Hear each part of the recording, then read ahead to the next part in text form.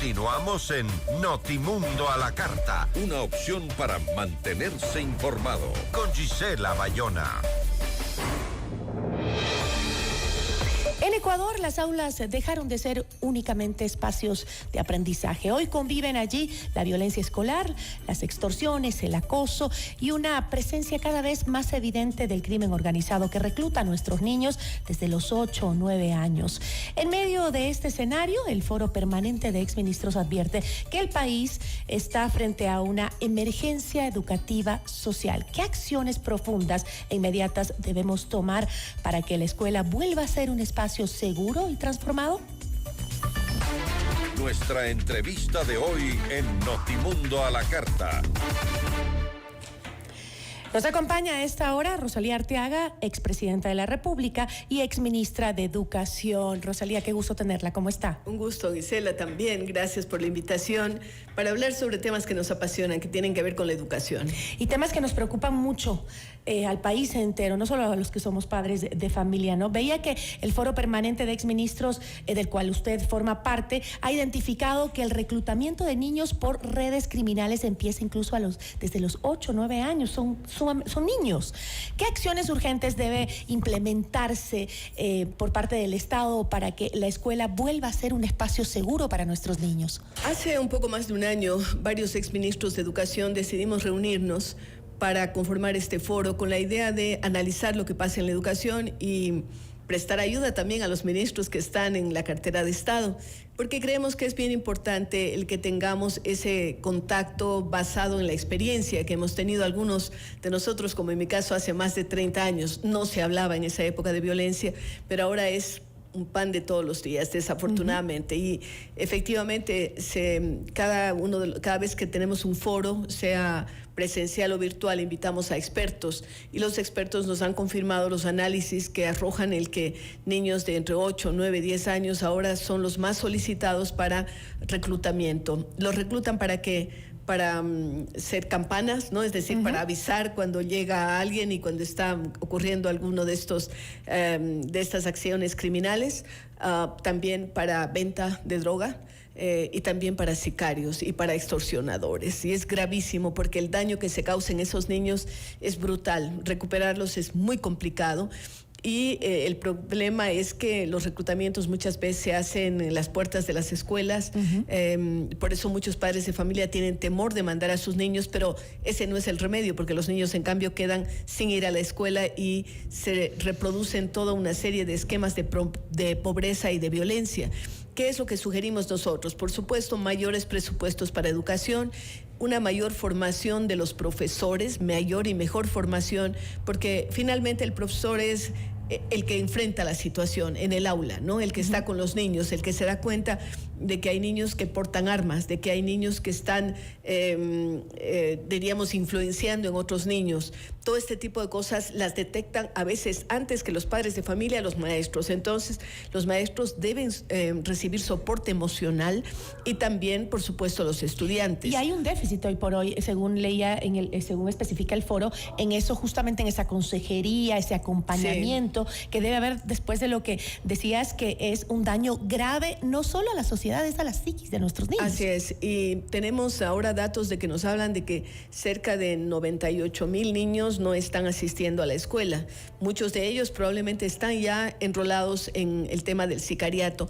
Y lo que nos decían los expertos, y es algo sobre lo que yo quiero llamar la atención, un niño de 8 o 9 años, ¿por qué se siente atraído? Normalmente no es por el dinero, tal vez los más grandecitos sí, porque les pagan y les pagan cifras que no estarían a su alcance. Allí el tema de la pobreza, de la falta de los recursos también incide, pero ¿Y incide por qué los más más pequeños? Por el tema de la pertenencia. Ellos no se sienten incluidos en nada, no son parte de unas familias desestructuradas, no son parte de una escuela que a lo mejor sufren bullying, toda una serie de situaciones. Entonces, la pandilla les da un sentido de pertenencia gravísimo para el mal, ¿no? Porque efectivamente son estas organizaciones criminales.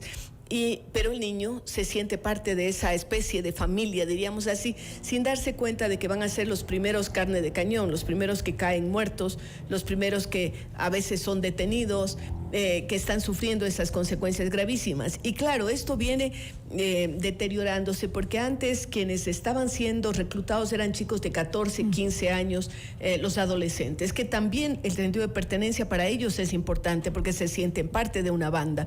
Y luego, pues cada vez a los más pequeños. Muchos también harán por emulación, porque ven a un hermanito mayor, a un primo, a un vecino del barrio que de pronto empieza a usar joyas, empieza a estar en situaciones en las que él a lo mejor no podía ni soñar. Y entonces la sociedad no le está dando una respuesta. Nosotros a los niños tenemos que darles capacidad de soñar, de ver cómo se puede mejorar, de ver cómo pueden ellos tener una mejor calidad de vida y sus familias una mejor calidad de vida. Y tener alternativas, porque a veces la única alternativa que tienen lamentablemente es esa. Así es, la delincuencia. No hay más. Ahora, ¿y qué tipo de inversión o qué tipo de reformas institucionales se requieren justamente para que la educación, esa educación socioemocional que necesitan, sea realmente una política educativa nacional? Gisela, antes de contestar esa pregunta, quiero decirle otro dato que también es importante. Tuvimos algún general que habló con nosotros como experto. Tuvimos también a personas que han hecho estudios sobre las zonas más conflictivas, sobre todo en la costa ecuatoriana, y allí se determinó que la presencia de Fuerzas Armadas en las escuelas solamente debería ser excepcional, y de la policía, porque no podemos acostumbrarnos a tener todo el tiempo. ¿Qué causa ese fenómeno? Es hacer que se vuelva cotidiana la violencia, hacer que pensar que los únicos que pueden realmente enfrentar estas situaciones de riesgo son policías y militares, que deben actuar, sí, cuando sea necesario, pero no permanentemente. Allí por eso, y ahí viene la respuesta a su pregunta, ¿qué hacer? Fortalecer a los maestros, fortalecer a los directores de escuela. El director de escuela tiene una incidencia enorme. En otro foro del que yo formo parte, un foro de Dubái de exministros de educación, se ha hablado de que un profesor de escuela, un director de escuela, perdón, tiene influencia en los niños, en lo que usted o yo somos, en un 20%, y es el director el que no está todo el día en el aula. Imagínense la influencia que tiene un profesor. En ese sentido, entonces, es clave que fortalezcamos esa estructura de profesores y de directores. Veo que el Ministerio de Educación, ya durante la administración de Alegría Crespo, decidieron volver al sistema de los directores provinciales. Parece que lo de distritos no funcionó, generó más bien confusión. Esperemos que del Ministerio de Educación salgan directrices claras respecto de la línea de autoridad. Y por supuesto, si usted me dice, esto no lo hemos analizado todavía en el foro, pero personalmente yo creo que tiene que cambiar el Código de la Niñez y de Adolescencia, tiene que cambiar el Código de la Educación Intercultural Bilingüe, en varias cosas, porque por ejemplo, en el Código de Niñez y Adolescencia, tanto padres de familia como maestros perdieron el principio de autoridad. Es decir, no tienen autoridad sobre los chicos. Usted ha visto que muchas veces maestros han sido demandados y muchas veces es solamente porque tuvo una mala nota un niño, ¿no? O un joven. Y entonces yo creo que hay que recuperar, sin llegar a esos extremos de la letra con sangre entra, pero sí recuperar un principio de autoridad de padres, madres de familia y de maestros. Y eso tiene que hacerse, no vía reforma constitucional, eso no tiene que ver, tiene que hacerse vía reforma legal, que esto lo puede manejar perfectamente la Asamblea. El Ministerio debería ser mucho más proactivo en decir, a ver, con estos instrumentos tenemos estos problemas, estos instrumentos tienen que ser modificados, porque uno de los grandes problemas que tenemos en el país es la violencia, definitivamente, y la violencia tiene varias causas. Por supuesto que somos esa autopista que salió recientemente en el New York Times. El Ecuador es el país mayor exportador de cocaína del mundo, sin ser productor, en su mayoría. Entonces, claro, hay fenómenos que son extras, que Estados Unidos le prestó atención al tema del fentanilo más que al tema de la cocaína.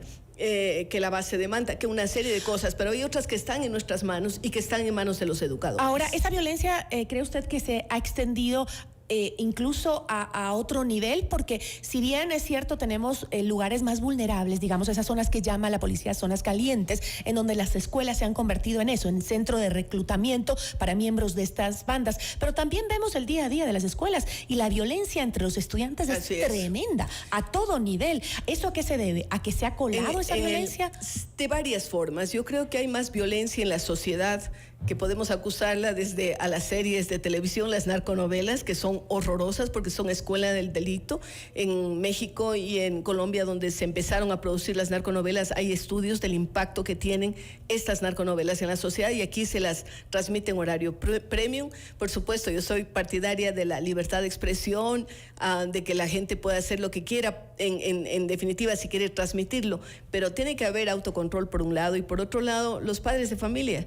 Yo creo que los padres de familia tienen que organizarse. Allí también hay una carencia. Escuela para padres no existe. Padres de familia deben organizarse, porque si usted le dice al supermercado o al banco, mire, no vamos a sintonizar su canal si es que ponen propaganda en esa narconovela, estoy segura de que el canal de televisión no va a pasarla si es que no tiene publicidad, pues no es cierto, porque estamos hablando de un tema social en donde todos tenemos que colaborar. Todos tenemos, lamentablemente se me acaba el tiempo, pero sí me gustaría hablar de cosas muy buenas que también hay que contarlas y hay que decirlas. Sé que está trabajando muchísimo en un museo que incluye una biblioteca, además que estoy viendo fotografías que es espectacular.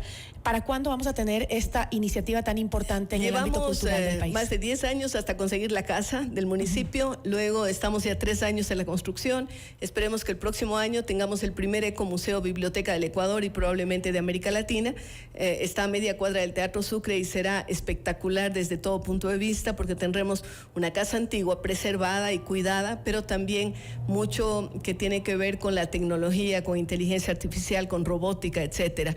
También otra buena noticia: soy actualmente presidenta de UNIR y acabamos de entregarle al gobierno en España el director general de Proeduca, que es la propietaria, diríamos así, de la universidad, de la Universidad Internacional de La Rioja. Acaba de entregar 1.600 becas al gobierno ecuatoriano. A comienzos de año le entregamos 3.000 becas para dárselas a los profesores de los institutos tecnológicos. El año pasado fueron otras 3.000. Entonces yo diría que en el caso de la UNIR estamos haciendo una parte muy importante en lo que tiene que ver con entrega de becas, capacitación de docentes, enseñanza, educación online, etcétera. Rosalía, qué pena no poder seguir conversando por el tiempo, pero la invito nuevamente para que nos dé los resultados de este trabajo que está haciendo, y muchísimas gracias siempre por la labor incansable que hace en pro de mejorar el nivel de vida de nuestros niños, que es la educación, básicamente, es lo que va a sacar adelante el país. Gracias, Rosalía. Eso es lo que nos mueve. Muchísimas gracias y buenas tardes a todos. Estuvo con nosotros Rosalía Arteaga, expresidenta de la República y exministra de Educación. En Notimundo a la Carta es momento de realizar un recorrido por el mundo.